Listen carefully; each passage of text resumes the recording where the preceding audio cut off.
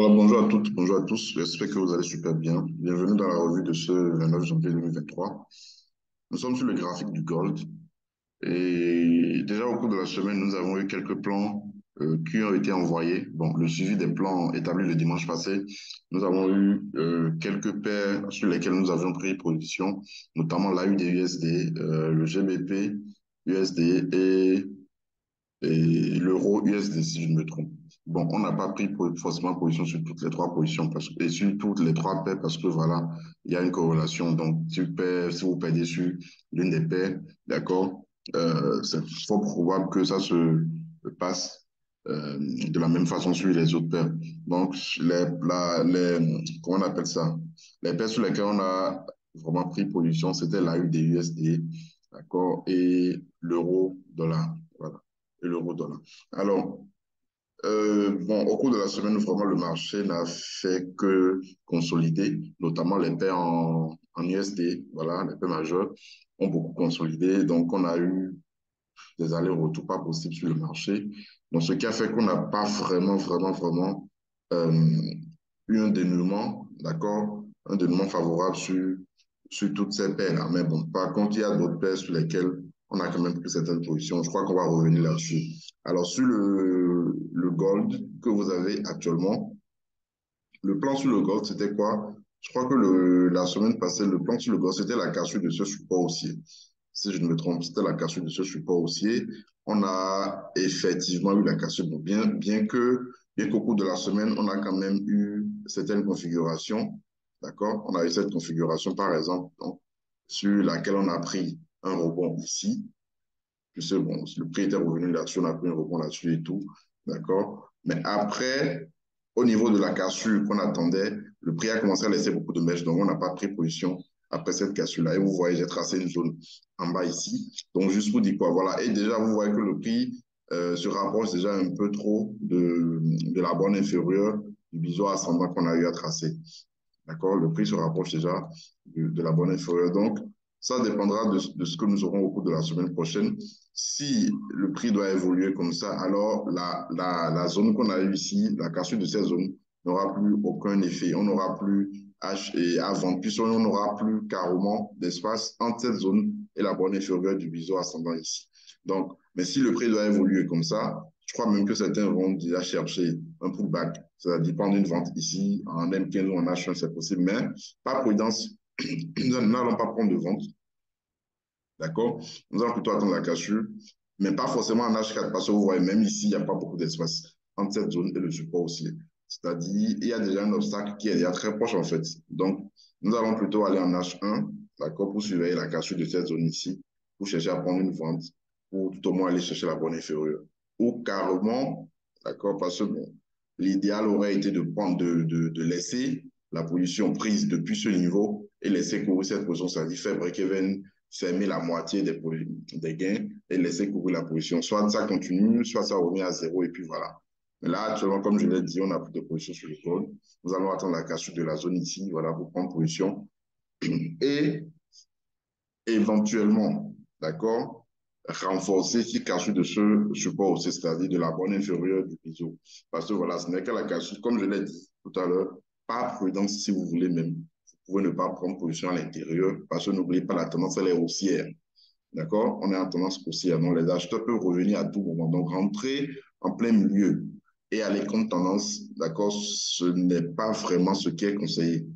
C'est pourquoi je l'ai dit tout à l'heure que l'idéal aurait été de laisser la position de vente prise depuis ici là. Voilà, on serait vraiment protégé parce que le ratio serait extrêmement intéressant. Donc, pas prudence si vous voulez vraiment pas prudence. Vous attendez carrément la cassure de ce support haussier avant de prendre position. Comme ça peut également faire rebond parce que n'oubliez pas que nous sommes en tendance haussière. OK? Ça peut également faire rebond là-dessus, comme on a eu ici également. Voilà. Donc, nous sommes en tendance haussière. Je crois que j'ai bien tracé la droite. Nous sommes en tendance haussière, donc les acheteurs peuvent revenir à tout moment. Voilà. Voilà ce qu'on peut dire sur le gold. Alors, le DXY ici, vous voyez que le prix est toujours en train de travailler, le support aussi, daily hebdo, d'accord, qu'on a eu à tracer. Nous sommes sur les 50% Fibo hebdo, d'accord. Le prix n'arrive toujours pas à repasser dessus bon, de cette petite droite qu'on avait tracée et tout. Toutefois, et là, juste le graphique délit, hein. Bon, je vais en H4.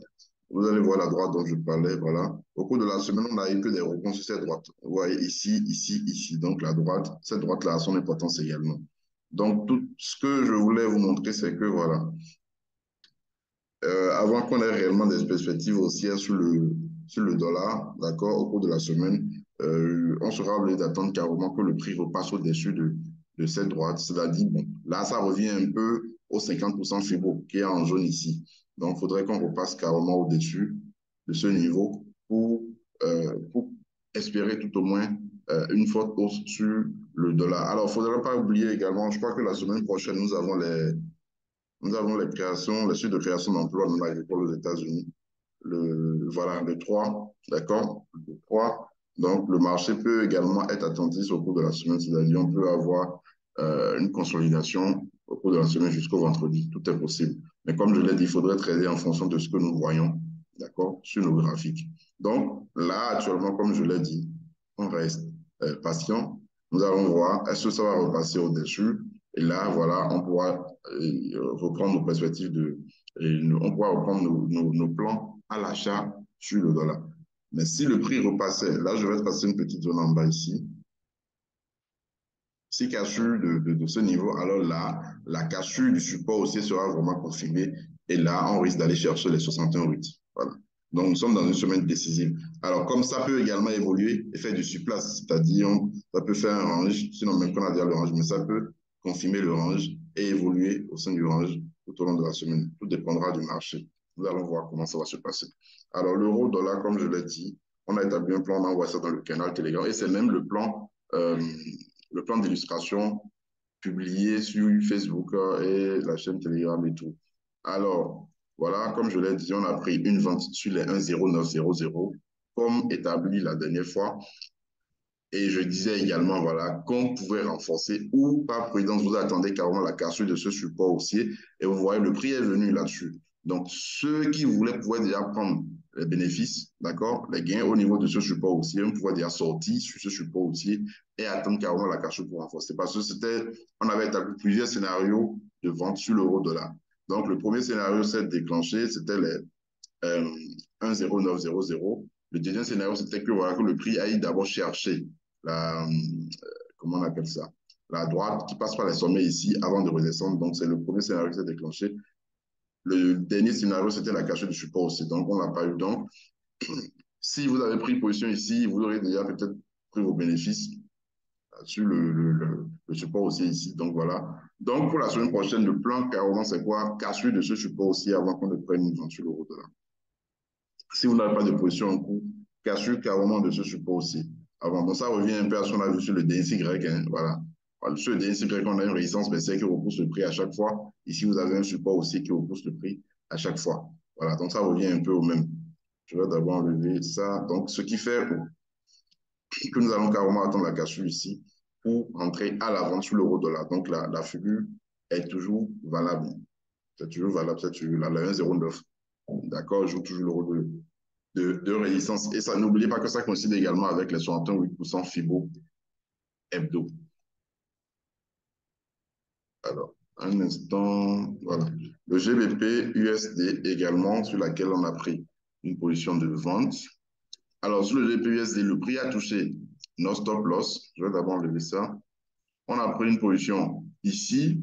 Pourquoi? Parce qu'on avait une épaule, tête, épaule, épaule, tête, épaule, cassure, pullback. On a pris position ici. On a eu un petit mouvement de départ, la baisse, et puis paf, ça a réintégré. Voilà, ça nous a sorti quelque part ici, je crois. Je crois que c'était un 24-25, si je me trompe. Un 24-25.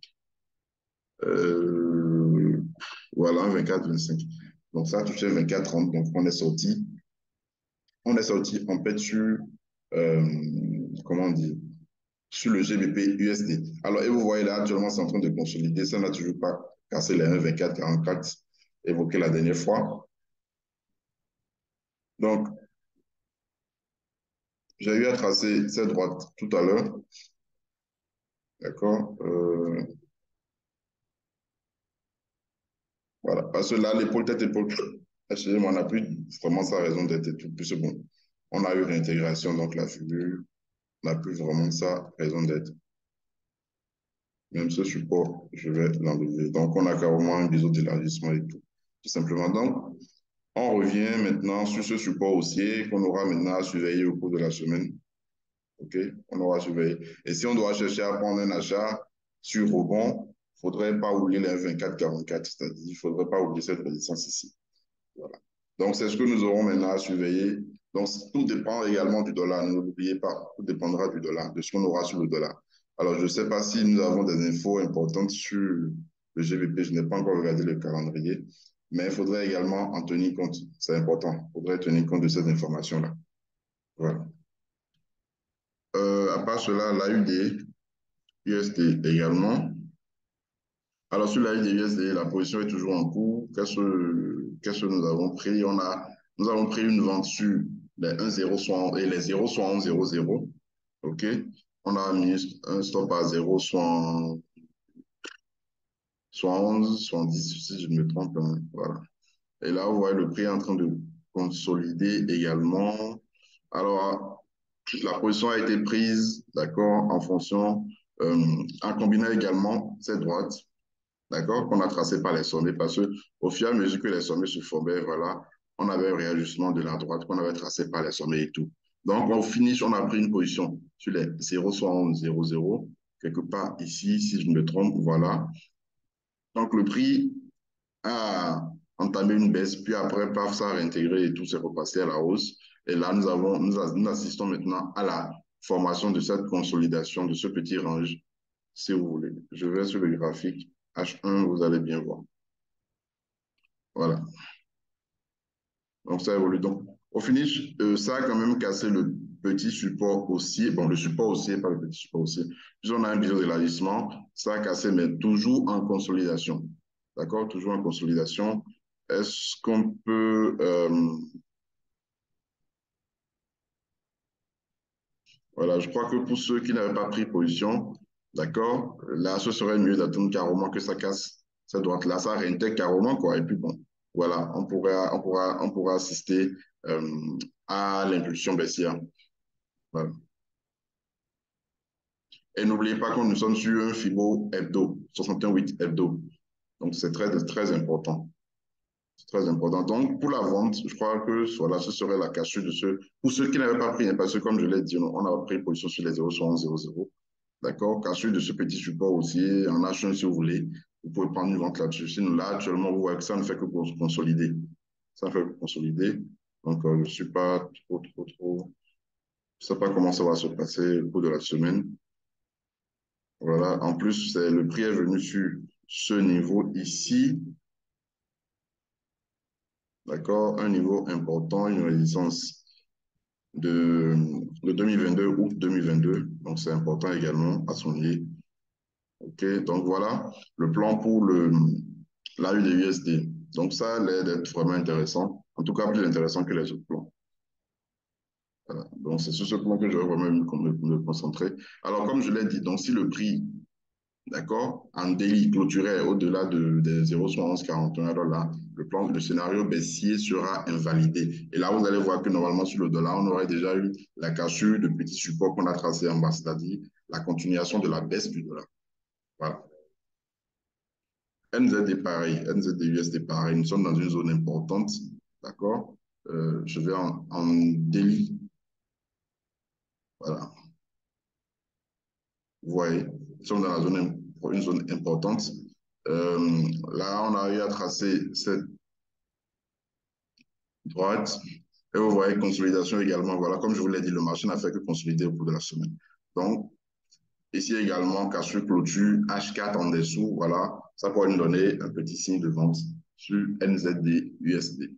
Voilà. Et comme je vous l'ai dit, n'oubliez pas les corrélations.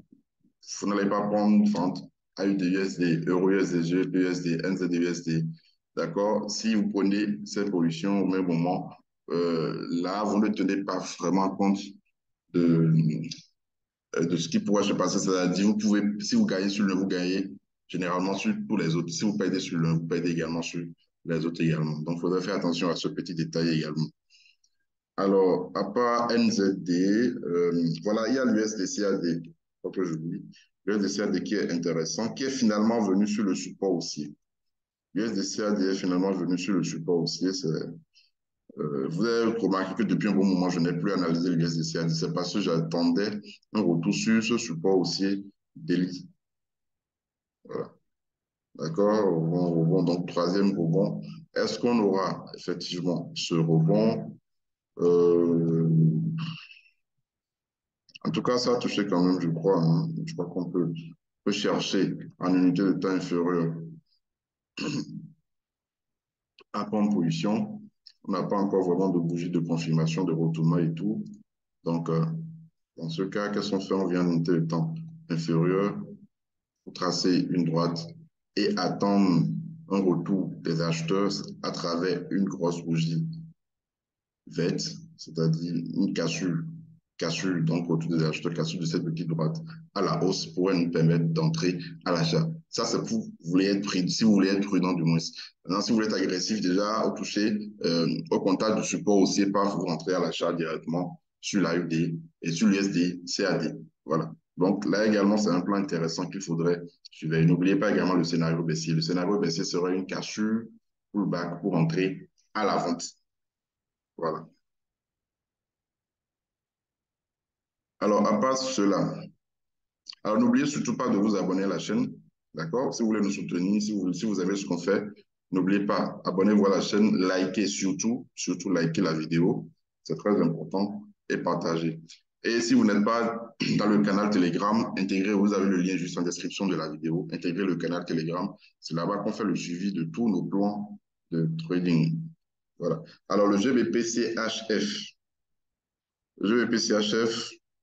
c'est un plan qui m'a l'air d'être intéressant. On avait tradé, on avait pris position à l'achat ici, c'était la semaine surpassée, voilà. On avait pris cette position, c'était une magnifique combinaison euh, de FIBO et de zone de confiance et de support aussi et tout. On avait pris la position ici, donc c'était très bon. D'accord, au finish, on a eu à casser la résistance baissière daily, on a eu à tracer ici. Donc, au cours de cette semaine, on a eu pullback, cash pullback. Je vais en H4,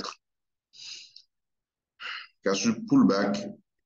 D'accord? Combiné au FIBO également. Parce que quand vous mettez les FIBO, vous allez voir que c'est également un 61,8 que vous avez ici. Donc, au finish, ça a décollé. Donc, là, on a un petit obstacle ici. Donc, il faudrait qu'on casse également, d'accord, cette zone de résistance pour chercher un plan à l'achat. Ou le prix peut toutefois revenir sur le support aussi avant de repartir. C'est possible. Voilà, donc c'est également un plan intéressant. Également un plan intéressant. Donc, soit un retour sur le support aussi, on pourrait chercher un achat, ou carrément la cassure du plus haut précédent. Cette zone ici pourrait nous donner un bon point d'entrée à l'achat. À part cela, je ne sais pas s'il y a d'autres paires. Voilà. En commentaire, vous avez demandé l'US 100, c'est-à-dire les indices en fait.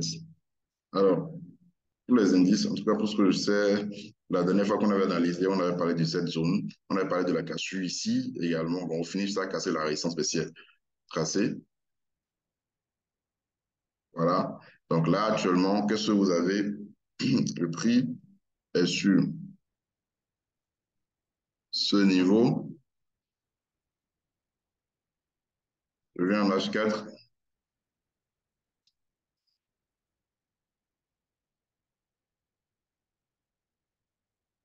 Bon, ça allait être un range, hein. Bon, bonne inférieure, bonne supérieure, bonne inférieure, bonne supérieure. D'accord? Est-ce qu'on va cesser au rejet de ce niveau? Alors, dans ce cas, qu'est-ce qu'on fait? Si nous devons jouer sur ce rebond, OK? Comme je vous le dis toujours, soit vous êtes prudent, soit vous êtes agressif. Si vous êtes agressif, automatiquement, vous prenez la position. Déjà, même ici, on peut déjà prendre la position si vous êtes agressif. Mais si vous voulez être prudent, vous allez rater quelques pips, c'est-à-dire bon, quelques points dans ce cas-ci. Vous allez rater quelques points. Bon, même déjà ici, en H1, on voit qu'on a un avalement baissier. Vous voyez, donc, en temps normal, on peut chercher à prendre position, hein, parce que vous voyez la bougie que ça a laissé ici. Chercher à prendre position. Maintenant, si vous voulez être prudent, qu'est-ce que vous allez faire? Vous tracez ce support haussier et vous attendez la cassure. Donc, vous voulez avoir la confirmation, d'accord? du comment on appelle ça? Du retour des vendeurs avec une grosse bougie rouge sur la cassure de ce petit support aussi ici. Là, c'est que vous aurez raté quelques points. Vous aurez raté quelques points et vous attendez la cassure ici pour entrer à la vente, pour aller chercher la bonne inférieure, d'accord, en bas ici. Voilà. Je vais même enlever ça d'abord. Voilà, donc ça a l'air d'être intéressant. US100. En tout cas, nous sommes sur un niveau important et vous voyez qu'on a déjà eu des rebonds là-dessus depuis un bon moment. Et je crois même qu'on peut identifier ça en zone ici. Voilà. Donc, retour, réintégration et puis bon, on peut chercher à prendre une vente, effectivement. Voilà. L'US 30, pareil. J'avais regardé ça tout à l'heure, je crois, en H4.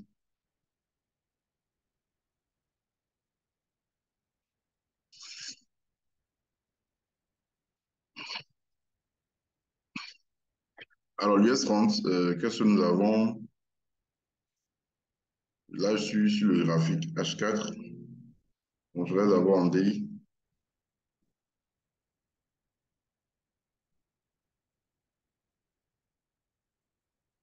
Alors, en daily, vous avez la cassure de cette résistance baissière, cassure, pullback, accélération.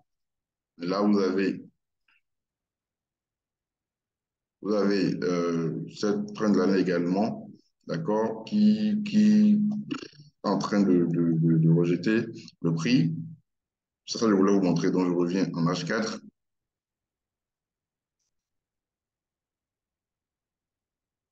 Voilà. Donc, ça revient un peu à ce qu'on a dit sur l'US100, en fait. D'accord? Ça revient un peu à ce qu'on a dit sur l'US100. Le rebond en cours, soit vous prenez directement la position, soit vous allez en unité de temps inférieure. En unité de temps inférieure, voilà, que vous attendez.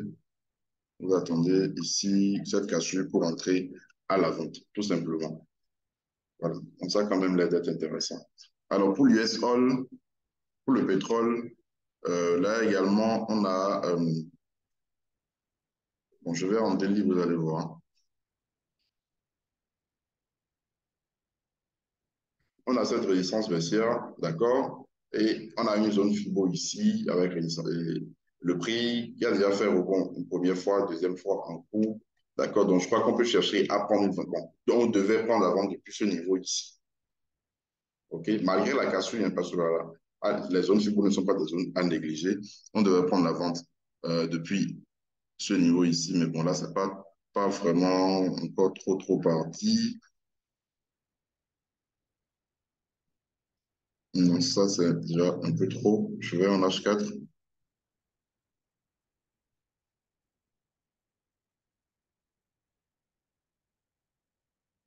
Bon, là, on a eu une cassure. On a eu une cassure. Donc, ça peut nous permettre de rentrer à la vente sur le pétrole. Voilà. Je crois que quelqu'un avait demandé ça, c'est pour ça que j'analyse ça. Ça peut nous permettre de rentrer à la vente sur le pétrole actuellement. Donc, je crois que c'est bon. Je ne sais pas s'il y a d'autres paires, je ne me rappelle plus trop. En tout cas, vous avez vu les paires dont on a parlé, les plans les plus intéressants également. On a l'AUD, on a NZD, on a le GBP, voilà, qui est pas mal aussi. L'euro-dollar, bon, consolidé. En tout cas, tout dépendra de l'issue qu'on aura sur le DSY, comme je l'ai dit. Donc, il faudrait suivre ces plans. N'oubliez pas d'intégrer le canal Telegram pour le suivi de ces plans et liker la vidéo pour nous soutenir également. Très bonne semaine de trading à vous.